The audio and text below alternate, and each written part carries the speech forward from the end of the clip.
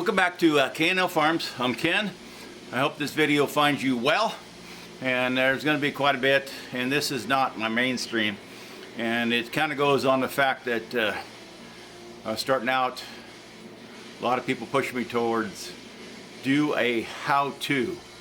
So when you get on the internet and you do a search and you type in how-to, my videos would come to the top of the pack,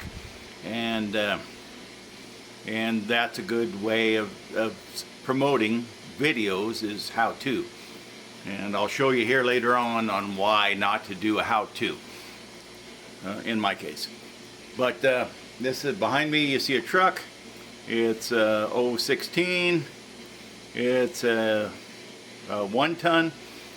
It's on a 4-wheel drive chassis. It's got a 6.7 diesel in it. That's going to matter here coming up.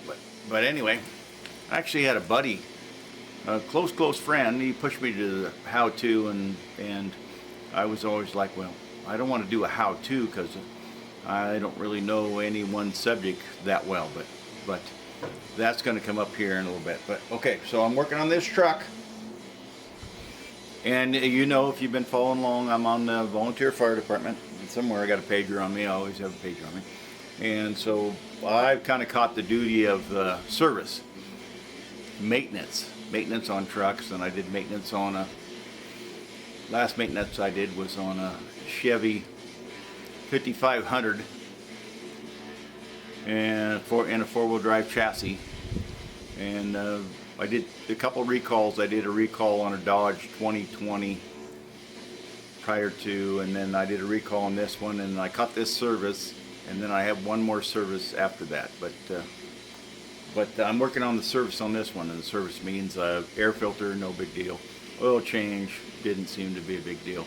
And then fuel filters. Fuel filters kind of come up to be a big deal, for me anyway.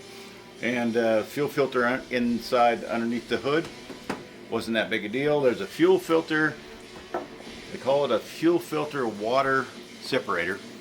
And if you look right here, this is a case that holds that fuel filter in there, that water fuel filter separator. And if you look right here, I don't know if you can see it right now, see that big hole right there? It didn't start out that big hole. There was a wrench right there, or a socket right there, castellated nut on the end of this, and I grabbed a hold of that and that, I think that was the rub, and the cause for the video was when my when my dad was alive.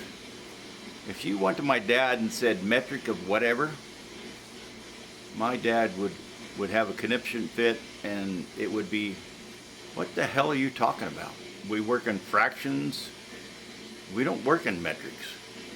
And so now we're in a kind of an era that make America great again, or get back to America, and all that. All this metric crap that's on these cars. I don't even know if this Ford is built in the United States. All that crap, that just leads you to, we're not making nothing. If it comes in a metric size, for me, it means nothing, number one. Number two is, we didn't make that. So this end of this nut was supposed to be a 23 millimeter that I broke. So of course I go to my tools, and I grab a 1/2-inch ratchet, long handled, and I think this might be a Proto. I don't know if this is a Proto or a Mac, and I grab an 1.25-inch socket. That's about the same as a 23 millimeter, plus or minus a little bit. Still frustrated with millimeter. I grab that, I put it inside there, give it a big tug, thinking this thing's going to come apart. It's stuck.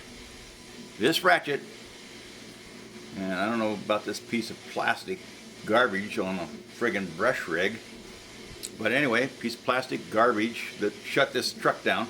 We're in the middle of fire season, and fires all around us, and I can't run this truck because that piece of plastic was on this truck that had a 32 millimeter socket in the end of it that broke to shit.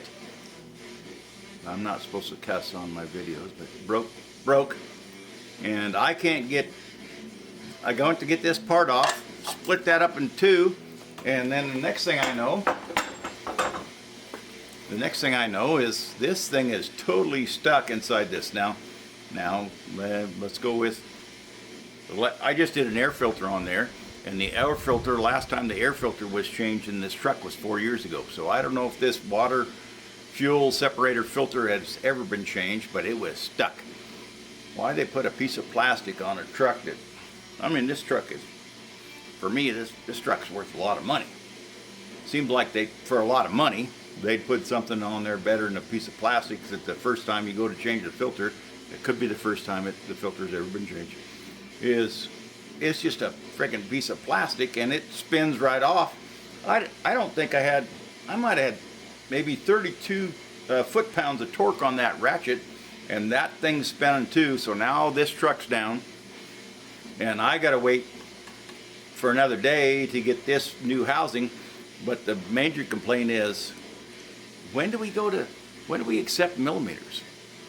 I mean, now, you know, if you get back past the boomers, I'm a boomer, get past the boomers, oh, it's a millimeter this. I go to help my nephew work on a truck, grab a 10 millimeter, grab a 12 millimeter. I don't think that boy even knows. We started out with 1/4 inch, 3/8, 1/2 inch, 3/4, 5/8. Grab a 5/8 socket. And when I was in the game, back when I was working, if a fella said, hey, grab me a 5/8. Oh, you're putting that on a 5/8 11 bolt. I knew what the bolt was. I knew what the tensile strength was. I knew what the nut size was. I knew it took a 15/16 wrench to fit on that nut. All that, my dad too, my grandfather too, all that was memorized. Now it's all metric. And so if we're going to really make American great again, maybe we go back to what fits us and what we invented, not what another country invented. Anyway.